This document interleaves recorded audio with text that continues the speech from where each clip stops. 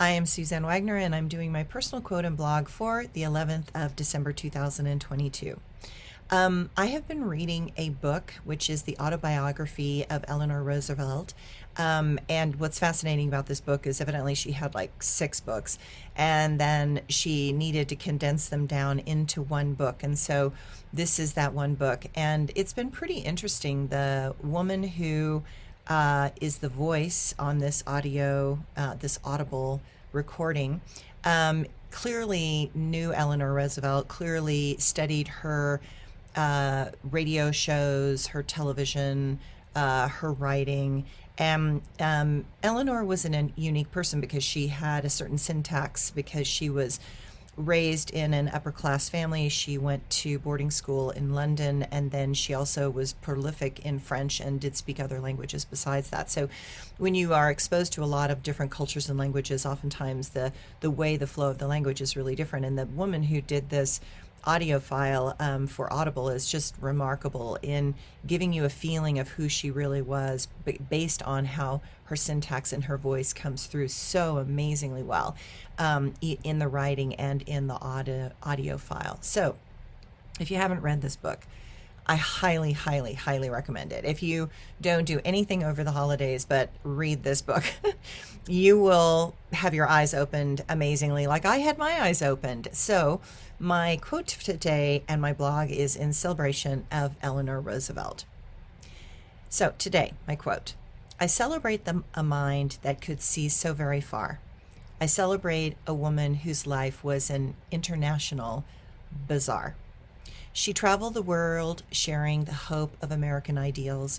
She was constantly seeking truth and was her own New Deal. She knew her calling and never wavered in her voice. She respected the cultures of others and honored their choice. She knew that being right did not make something manifest. She would continue to speak out even when others would protest. She was kind. She was calm. She was caring like a healing balm. For our country that was going through so much, she understood that sometimes the people need a personal touch. She understood that the common man and woman needed to be heard. She knew the value and importance of keeping her word. She accomplished more in her life than most would ever try to embrace. She kept going like an engine that knew how to maintain its pace. Such an incredible mind was inside her soul. She knew what needed to be done, and those things were her only goal. Serving the people was what she came to do, and I would be lucky if I managed to meet just a few. But souls such as her are a miracle in such critical times. Without her incarnation at such a terrible moment of war crimes, we would not have become the major force of freedom and hope, and our world now would be even less and in our world now we would be even less able to cope. That is why I study history and try to understand, because only when we can reclaim the respect and once again command a world that will try to tear itself apart and call once again for such a soul to impart the calm wisdom and knowing that accepts and understands a soul such as hers, that really knows what is happening while she lovingly shakes hands. And my blog for today. As I said at the beginning of this, I've been listening to this autobiography of Eleanor Roosevelt, and I loved every minute of this audiobook. For those who are interested in such things, I found it extremely interesting.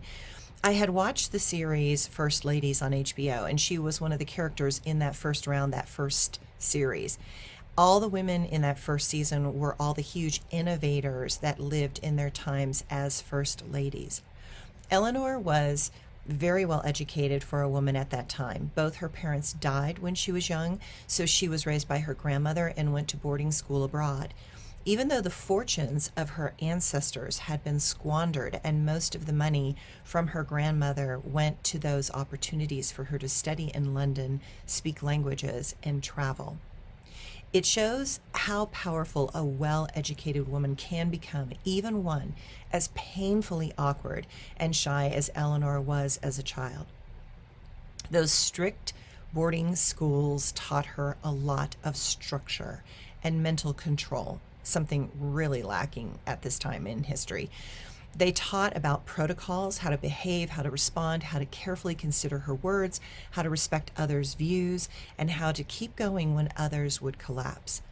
It was also it was so enlightening as she explained in detail the strategies of the Republican Party all the way back then. It made me realize that this has been their exact same strategy for over 100 years. That should shock everyone. It shocked me. We think that this hateful and dysfunctional pattern of resistance is something new, but it is not. I believe that it is just more obvious now because of all the cameras and phones and video and the internet. It shows that those that are uneducated have learned to react intentionally and cause problems, disrupt, and undermine the good intentions of others. Her autobiography shows that the good guys do not always win. I was constantly amazed at her ability and the abilities of those around her at that time, at how they understood that if an idea did not work, you had to let it go and try something else. She showed how often she put so much of her own personal money, like all of it, from writing, radio, and speaking engagements into charities. She reminded us how the wealthy at that time were carrying a terrible tax burden to the point that it was breaking the back of many, not just the poor, during the Depression. She put her own money into projects that would employ others during the Depression, and most of them failed.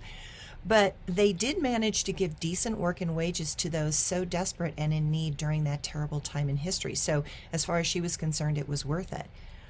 This woman traveled, probably knew more about each country in the world because clearly she was a bit manic and restless, for sure.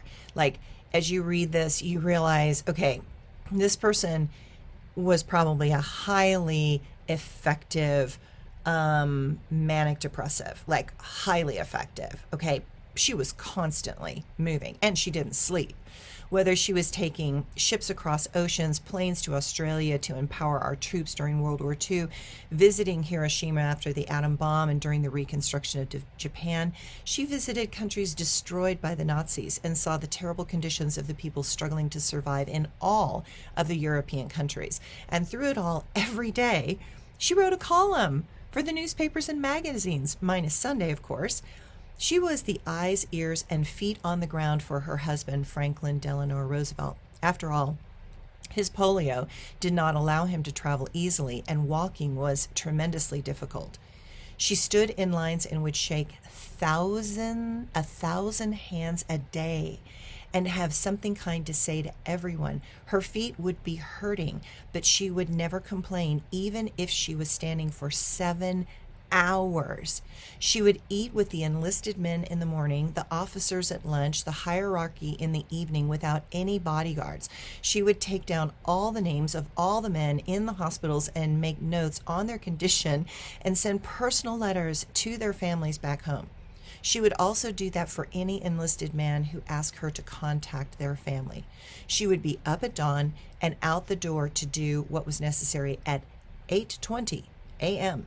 every morning, and often did not get to bed until 1 a.m. Clearly, she was one of the most prolific writers and influencers of her time. She was so much more than a political figure. She was an amazing diplomat and worked for our causes that helped shape the rules and regulations of the United Nations we have today. She was a political activist from the very beginning and often knew those she supported very well personally and their political positions. She favored those that were educated and understood the needs of the people at that time. Her choices to politically support did not always win. But she didn't mind because she understood that this was not how politics worked. After one loss, you just had to get up and keep doing what was right and try again. She could speak frankly, honestly, and in ways that sometimes stung. Yet she did it in a way that others did not take offense at her words for too long because she knew how to compliment, condemn, and praise, all in one speech. She was married to Franklin in 1905 till his death in 1945. He could not have picked a better person to be his lifelong partner. And while it was clear that Franklin had another woman as his lover for much of his life up to his death, she was of the generation that one did not divorce, and somehow they both managed to have very separate lives, but lives that intertwined in the most interesting of ways and that had a deep mutual respect for each other's lives and choices. It seems that she also had a love affair with a woman journalist that came out. This came out in the First Lady series, and it is also in Wikipedia, but not her autobiography, obviously. President Harry S. Truman called her the First Lady of the world because of her achievements on human rights. And she was given a standing ovation by the United Nations General Assembly for her Universal Declaration of Human Rights that was adopted by the Assembly in 1948. She was blatantly outspoken for the rights of African Americans and was greatly publicly disagreed with because of her progressive ideas around human rights. She is considered in the top 10 most wildly admired people of the 20th century by Gallup. After being struck by a car in New York City, she was diagnosed with aplastic anemia and given steroids to control her disease. However, that activated a dormant case of tuberculosis that was amazingly in her bone marrow. Not surprising after all the traveling she did internationally over and over again. She died in 1962 from all of this and from heart failure with her daughter Anna by her side. Her funeral was attended by President Kennedy, Vice President Lyndon B. Johnson, and former Presidents Truman and Eisenhower. In reading this autobiography, I was deeply moved by her incredible self-discipline and work ethic. She never wavered in her positions on doing what was right, even in the face of great opposition. She was a forward thinker that knew the rights of women needed to be heard and knew that to be heard well, a woman had to have much more discipline and self-composure than most men. I don't think I have listened to the words of a woman with more respect and admiration than I did listening to her book. The voice on Audible was someone who clearly learned in careful detail how she spoke, her syntax, her ways of speaking, that was clearly a product of her education in London and France as a child, and her ability to have an extraordinary mind that could hold vast amounts of information, which were readily available to her without any hesitation, and pronounce all these incredible names correctly from all these cultures. Today, I celebrate this woman who believed in the highest principles of the American ideal and who worked tirelessly for those complex ideas to be understood and respected. Do yourself a favor. Get this book on Audible. Buy the book. I don't care how you get the book. You will be as amazed as me. You will learn a lot about our history, and it will put so many things into perspective that seem to keep getting under everybody's skin right now. So it takes a lot of pressure off if you actually understand how things work. Knowledge is the key to not falling into overreaction.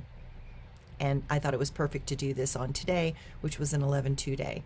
Expand into the possibilities, seek knowledge and awareness, recognize that when the mind understands the elements, the reactiveness of the mind will dissipate. Thanks, everyone.